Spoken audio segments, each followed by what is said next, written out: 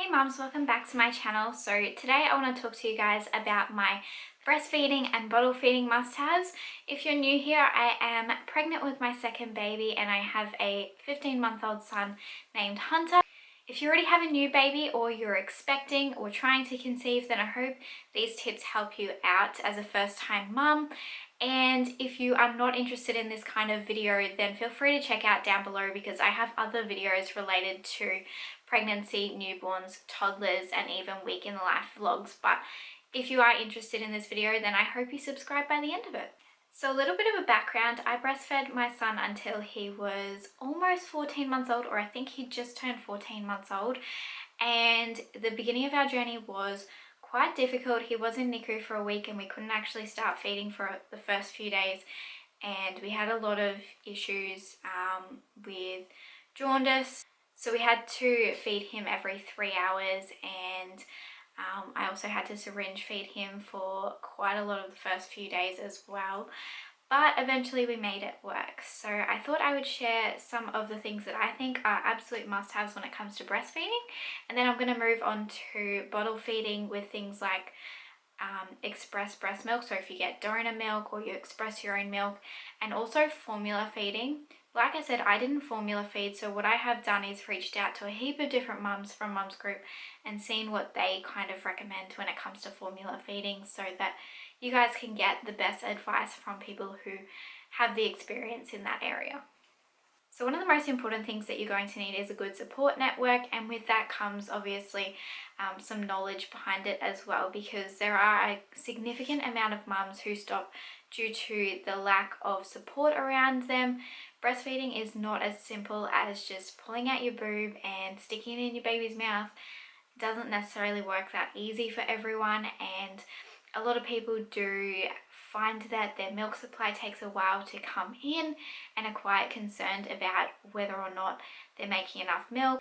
There's also something called a top-up trap, which basically just means that if you are mix feeding and giving your baby formula as well as breast milk, your body is not getting told that it needs to make more than it already is, because you're giving them formula at the same time. So often mums will start to lose part of their supply and think that they're not capable of making enough, but it's just because the baby isn't cluster feeding as often as they usually would if they were only having breast milk. So definitely need a good support network if you are wanting to breastfeed.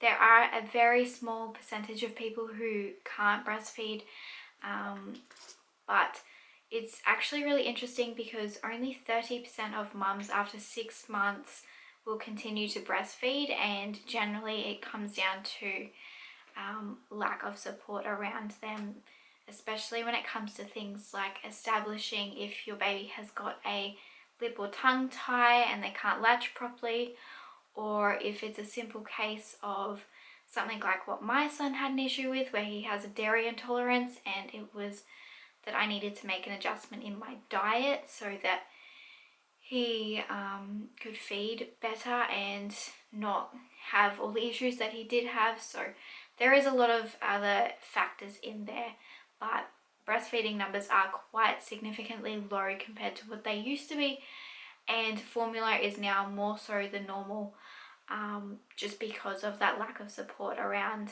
mothers who wish to breastfeed. So I'll say it there that it's for mums who wish to breastfeed, because not everyone wants to. I know that when I was pregnant with Hunter, I actually just wanted to full-time pump. I didn't want to breastfeed. The idea of breastfeeding really didn't grow on me. I didn't really like the idea of it, and it wasn't until he was in NICU and the only way that I was allowed to hold him was to breastfeed him that I changed my mind on that, instead of just pumping and giving him the bottle, because it meant that I got to hold him.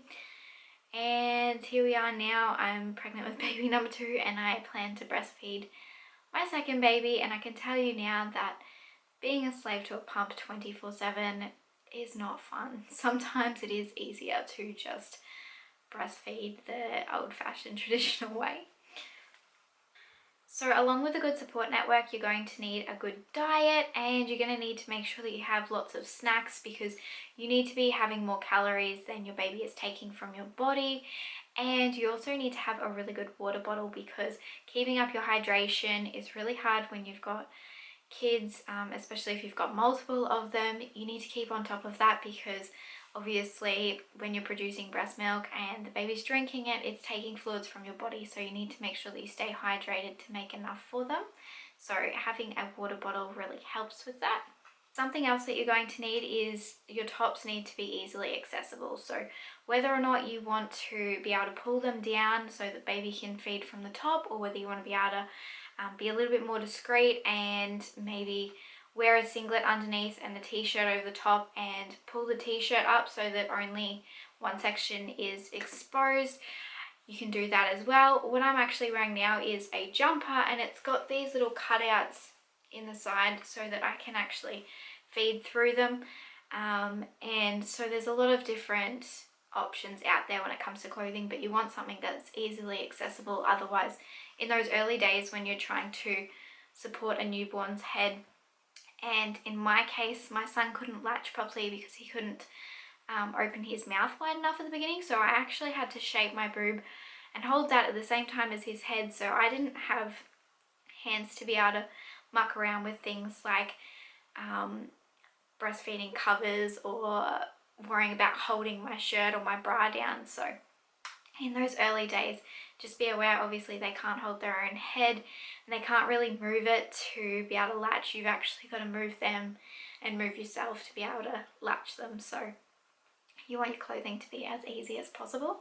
When it comes to bras, I actually really hated the maternity bras with clips that were like a normal bra, and the reason being is because if they still had like a firm shell on them, they would flip back up and hit Hunter in the face, and I just found that they weren't that flattering. I found that the ones that were a sports crop style were comfortable, but again, not flattering at all, and I ended up just feeling after a while like I was just constantly wearing mum bras and I didn't feel that good about myself. So nowadays I actually buy wire-free just normal bras. I'll try and insert a photo of what I get, but they look like a normal bra really, and I don't really care about stretching the straps because you're gonna end up doing that anyway. And I actually found that you could just as easily pop the bra up and feed from underneath it anyway. But I found that the bralettes, which didn't have any padding in them, would move far too easily, and I would end up leaking everywhere because my boobs were obviously a different size at that point, and so they were just not any good for me, because when they do the cut in them, they cut them so that they come like out here, but then your nipples are sitting like in here, so it just never really lined up properly and the breast pads never sat in them properly. So that takes me to my next thing. You're going to need some really good breast pads. I don't recommend getting disposable. They are really uncomfortable. I found that my nipples were always really hurting from them. It really smells because for whatever reason they must react to a chemical in the breast pad, and I found that they didn't last very long. I was having to constantly change them, and it adds up a lot in money. I ended up investing in some cloth breast pads, and all I honestly do is throw them in with my normal clothes. Like, there's nothing new or fancy about doing it. And I will try and find the shop that I bought them from, because I know a lot of people are going to think that they're expensive, but I bought a 6-pack for $20 from this lady on Etsy who makes them herself. And I just get whatever random fabric comes with it because I don't really care. No one's going to see them anyway. And I had 2 packs of them, so I had 12. And so for $40, when you think that if you're buying a box of them, you're going to be paying up to about $8 to $10 for a box, it ended up like saving me a lot of money anyway in the long run. And like I said, I just threw it in with my normal laundry, so there was nothing new to it, and they were much more absorbent, so they were a lot softer on my nipples. I didn't feel like I had to put that horrible sticky like lanolin cream on all the time. I don't recommend buying that stuff because it's just sticky and uncomfortable, and I was just definitely like not a fan of that stuff at all. In the first couple of weeks, you're probably going to find that you're really engorged. And if you're someone who is at risk of getting mastitis and you have a really big oversupply and you don't plan on expressing any for, say, returning to work or anything like that, you just want to get a little bit of relief, then I highly recommend buying a Hugger. They don't encourage your supply to increase because there's no stimulation. It works off suction. And these were a great way to stop wastage of anything that was leaking. So I'd find that even like occasionally, say if I was having a shower, I'd get out of the shower and I would literally be spraying out milk. Like it would just, the hot water would stimulate a letdown. So I would put the Huggers on while I was like trying to dry my hair or whatever, and it would catch anything that I was leaking. And sometimes that's anywhere from like 50 to 100 mils in the space of a couple of minutes in those first few weeks when your supply is settling down. I just got a cheapie off Wish. I actually have 2 of them, but I found that they were really awesome. Also, because I only had a single pump, sometimes I would put that on the other side and it would just catch some. They're not ideal to have if you're wanting to increase your supply or you're wanting to build up a stash, because like I said, they don't stimulate anything to keep that milk going. But they are a great way to reduce the engorgement if you are in a lot of pain, because I remember, I think Hunter must have been about like 7 or 8 days old, and we were out in public and I was too scared to feed in front of people, but my boobs were so engorged and they were so painful. And I was just like, I need to feed him. I can't, like, I feel like I'm gonna explode. And they were the best thing for relieving that kind of pain if your baby wasn't hungry and didn't want to feed at that point.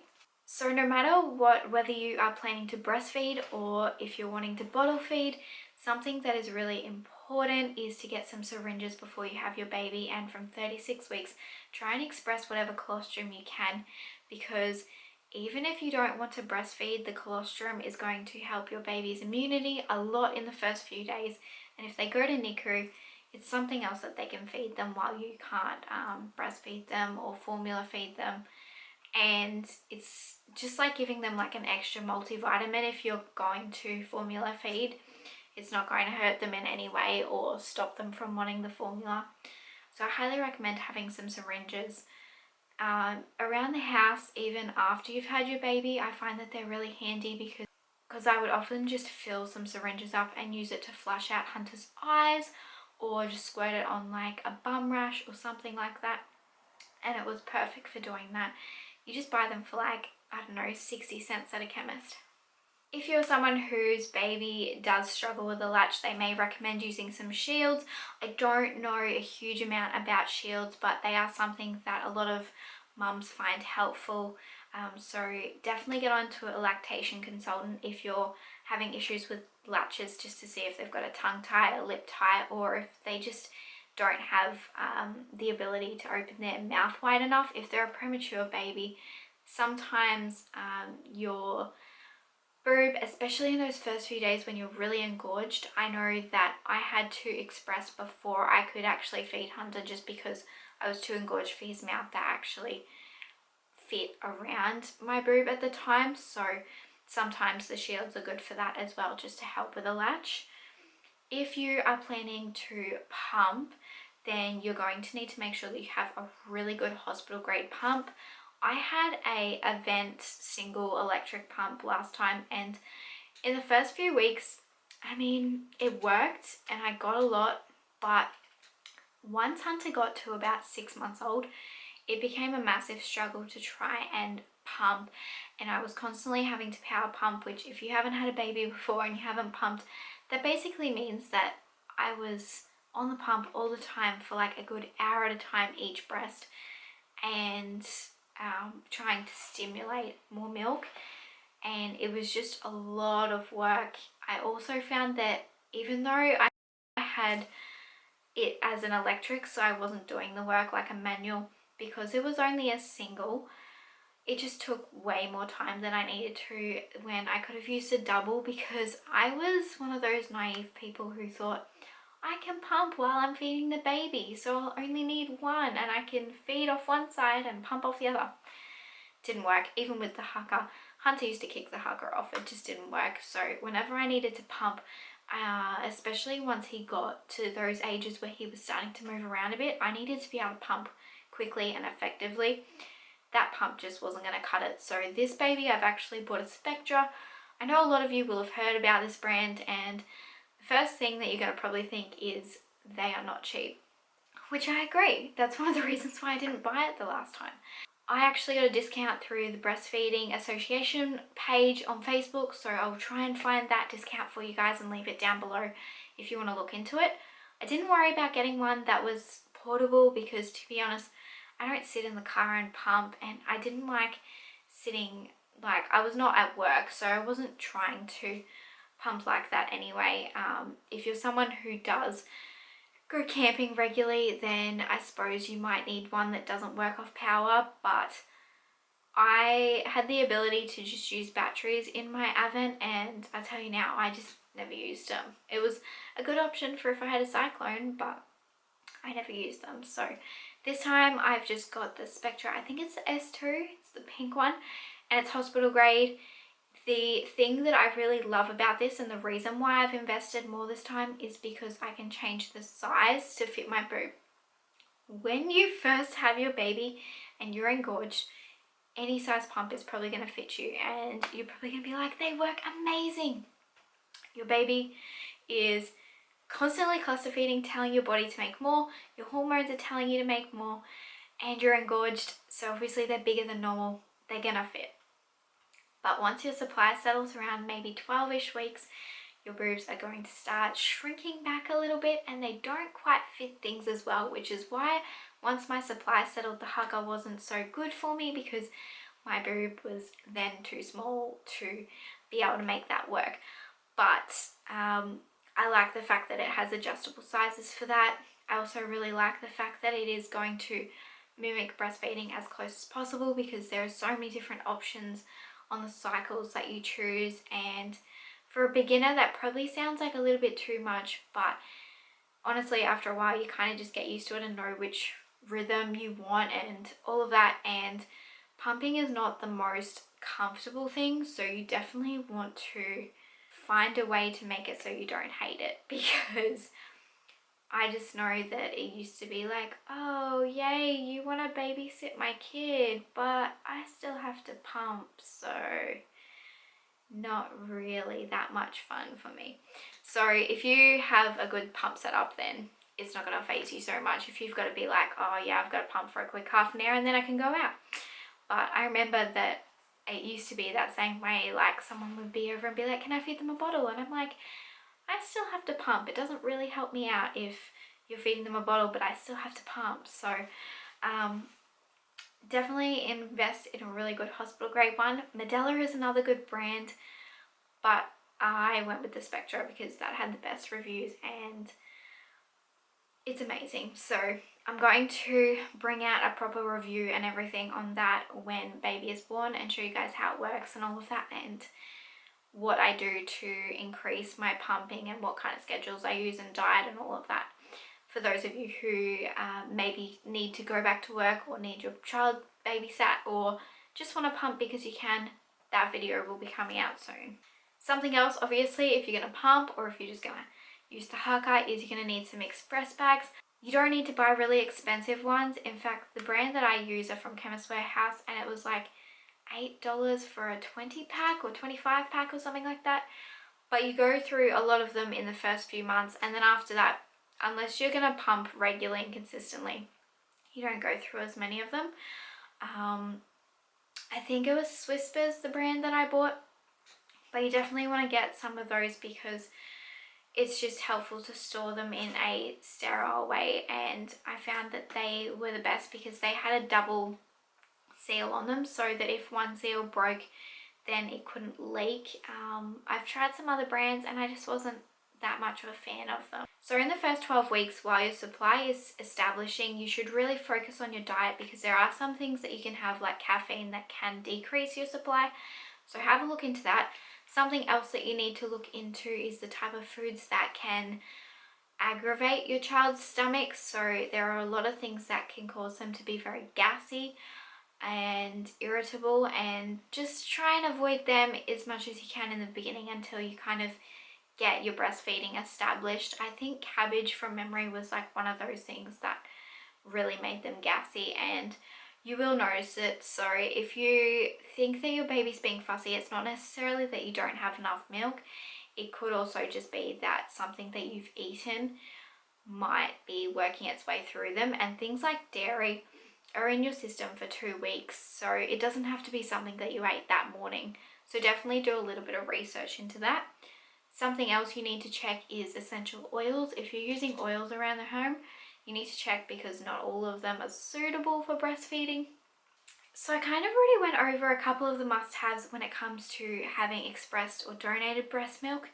Obviously you need to have a look into the storage guidelines of those, because storing and reheating, there are some information on that you need to know, and I am going to bring a video out on that when I bring out my pumping video.